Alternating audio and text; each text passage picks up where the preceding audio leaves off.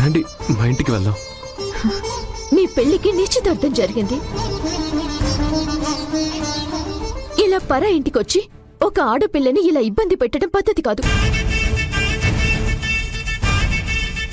అది ఇద్దరికి మంచిది కూడా కాదు.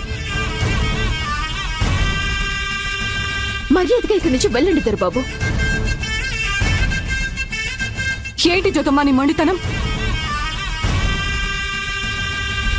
ఇలాంటి విషయాల్లో ఇంత పంతం మంచిది కాదు. అరే దొరబాబే వచ్చి ఇంటికి పోదామని బతిమలాడుతుంటే నువ్విట్ట రాతి మనిషిలా ప్రవర్తించడం సరైంది కాదు. అర్థం చేసుకోండి జ్యోతి గారు. ఏం జరిగిందో ఎందుకు జరిగిందో నీకంతా తెలుసు కదా రమణమ్మ. చెల్లెల్లాంటి శ్రావ్య జీవితాన్ని నా పసుపు కుంకాల కోసం నాశనం చేయమంటావా? అది తప్పు కదా. జ్యోతి గారు, నేను మీకు తాళి కట్టకముందైతే మీరు చెప్పింది తప్పనుకోవచ్చు. కానీ మన పెళ్లి జరిగాక కూడా మరొకరి కోసం మీరు నాతో కాపురానికి రాను అనడం, ఇంకొకరిని నన్ను పెళ్లి చేసుకోమని చెప్పడం ఏ ధర్మశాస్త్రంలో ఉంది? ఏ న్యాయశాస్త్రం చెప్పింది? నాకు శాస్త్రాలతో పని లేదు.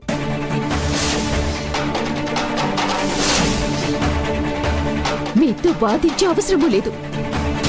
ఇప్పటికీ నా మాట ఇదే.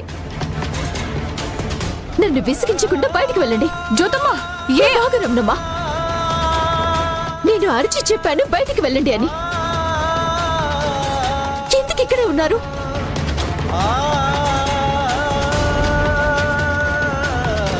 జ్యోతి గారు, నా మనసు మాత్రమే కాదు, నా శరీరం కూడా నిలువెల్లా మీ ప్రేమతోనే నిండుంది.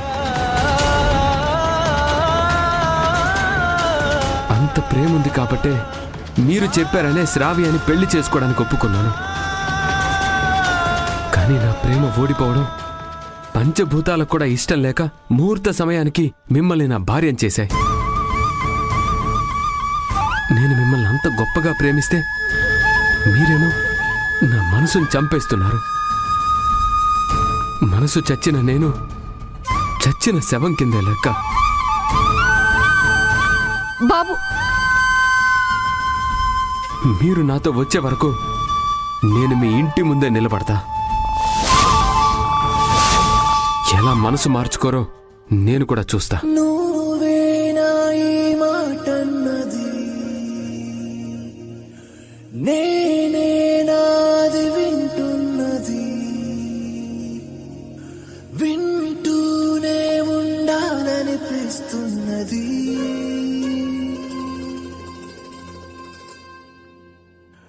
అమాంతమల పెంచావు చలి నాపై నా నమ్మకం. ప్రేమంటే ఇలా ఉంటుంది అని చూపావే ఈ క్షణం. ఇప్పుడందుకే కరిగానిలా పసివాడిన లోపల నా గుండెలో.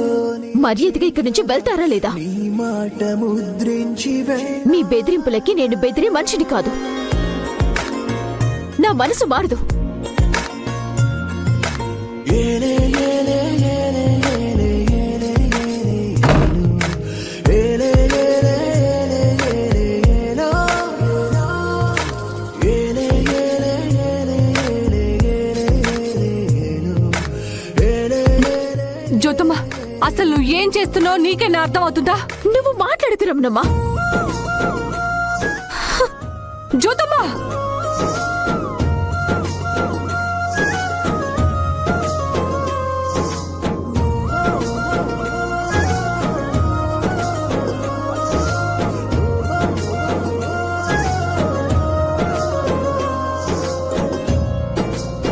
జ్యోతి గారు, నా మనసు మాత్రమే కాదు, నా శరీరం కూడా నిలువెల్లా మీ ప్రేమతోనే నిండుంది.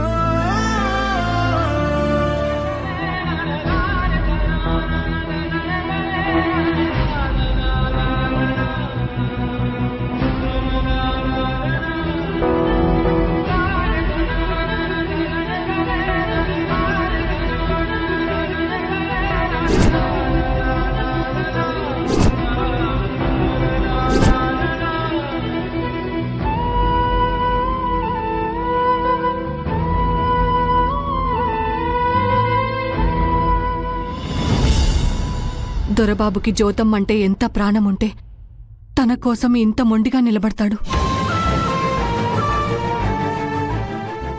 ఎందుకు జ్యోతమ్మ అర్థం చేసుకోలేకపోతుంది? శ్రావ్యతో ముడిపెట్టిన సంబంధమే మీతో జీవితాంతం ఉండాల్సిన బంధం.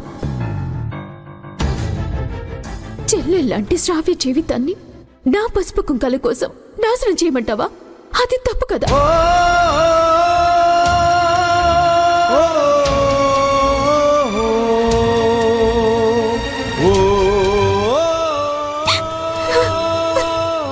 జ్యోతమ్మా, పంతానికైనా ఒక హద్దు ఉండాలి. అది మన సంతోషం అంతమైపోయేలా ఉండకూడదు. ఈ మాటేదో బయట నిలబడ్డ దొరబాబుకి చెప్పి నా కోసం పట్టుదల పెట్టుకొని ఆయన సంతోషాన్ని పాడు చేసుకోవద్దని చెప్పు.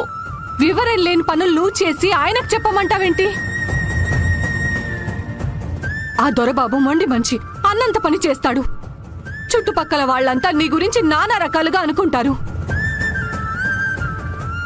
నీ మనసు మార్చుకో జ్యోతమ్మా. ఏంటి రమణమ్మ ఇది? నేను నాలా బతికే స్వేచ్ఛ కూడా నాకు లేదా? ఎప్పుడు చూసినా వాళ్ళనుకుంటారు, వీళ్ళేదో అంటారు అని బయట 10 మంది కోసం నిర్ణయం తీసుకోవాలా? అప్పుడు ఇదే దొరబాబుతో రాత్రంతా గదిలో ఉన్నానని జీవితకాలం నింద మోయటం కష్టమని చెప్పి నాకు ఇష్టం లేకపోయినా బలవంతంగా పెళ్లి కొప్పించారు. అప్పుడు నాకు నేను సర్ది చెప్పుకున్నాను. ఇప్పుడు కూడా రాజీవ్ బాబు బలవంతాన నా మెడలో తాళి కడితే అతనితో కలిసి నాకు జీవితం పంచుకోవడం ఇష్టం లేదు అంటుంటే చుట్టుపక్కల వాళ్ళ గురించి నా మనసు మార్చుకోమంటున్నారు. జీవితాంతం ఎవరి కోసమో నేను బతుకుతుంటే నా కోసం నేను బతికేదెప్పుడు?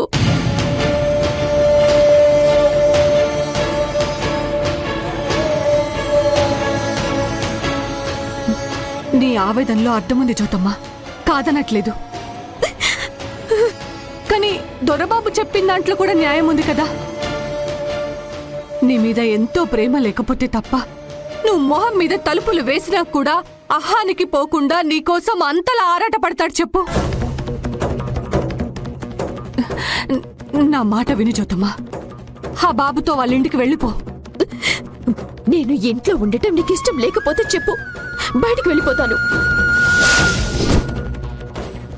అంతేకాని వాళ్ళింటికి మాత్రం కోడలుగా నేను వెళ్ళను. ఎందుకు జ్యోతమ్మా అంత కఠినంగా మాట్లాడుతున్నావు? నిన్ను ఇంటి నుంచి బయటికి వెళ్ళమని నేనంటానా? నేను తల్లి స్థానంలో ఉన్నాను కాబట్టి నీకు మంచి చెడు చెప్తున్నాను. దయచేసి నీ నిర్ణయాన్ని మార్చుకో జ్యోతమ్మా. నా నిర్ణయం మారదని నీకు ఇందాకే చెప్పాను, ఎప్పటికీ అదే చెప్తాను. నాకు కోపం తెప్పించక రమణమ్మా, ఇక్కడి నుంచి వెళ్ళిపో.